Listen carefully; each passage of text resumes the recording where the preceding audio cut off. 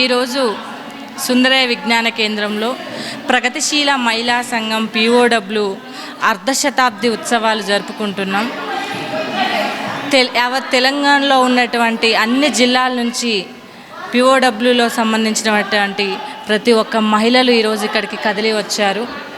ముఖ్యంగా ఈరోజు ఇక్కడ చర్చించుకుంటున్న విషయాలు ఏంటంటే civil code, uniform civil code ఒకటి, నెక్స్ట్ పిఓడబ్ల్యూ ఉద్యమ చరిత్ర ఎలా ఉంది, మణిపూర్ సంఘటనలు, ఈరోజు మహిళలపై ఎలాంటి విధమైన మతపరమైన దాడులు కావచ్చు, హింసాత్మకమైన దాడులు కావచ్చు, ఎటువంటి దాడులు ఈరోజు మహిళలపై జరుగుతున్నాయి, మహిళలు ఈరోజు సమాజంలో ఎలా అణగారిన వర్గాలుగా ఈరోజు మనకు కనబడుతున్నారనే అంశాలపై ఈరోజు చర్చించుకోవడం జరుగుతుంది.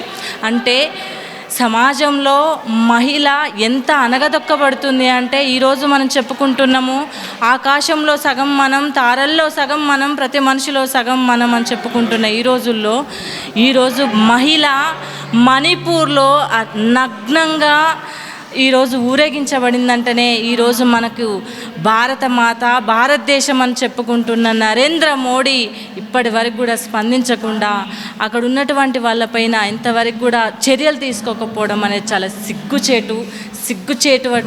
సిగ్గుచేటు అయినటువంటి పరిణామాలు ఈరోజు భారతదేశంలో కనిపిస్తున్నాయి. కాబట్టి అంటే ఒక పక్క మహిళలు అనగానే పసికందు నుంచి ముసలి వాళ్ళ వరకు ప్రతి ఒక్కరిపైన అంటే మన సమాజంలో ఏ విధంగా మాట్లాడుతున్నారు అంటే సగం బట్టలు వేసుకుంటే ఆడపిల్లలపైన అత్యాచారాలు జరగవా అని ప్రజాప్రతినిధులే మాట్లాడుతున్న సందర్భాలు మనం చూస్తున్నాము.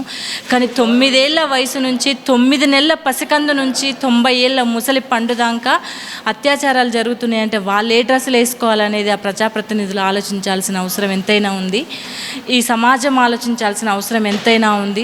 ముఖ్యంగా సమాజంలో మార్పు రావాలి, ప్రజల్లో చైతన్యం రావాలి, మద్యపానం నిషేధించబడాలి. అప్పుడు మాత్రమే మనం కోరుకున్నటువంటి సమసమానత్వం ఏర్పడుతుంది, స్త్రీ పురుష సమానత్వం వస్తుందనేసి పిఓడబ్ల్యూ సిటీ సెక్రటరీ నా పేరు కావేరిగా మేము భావిస్తున్నాము.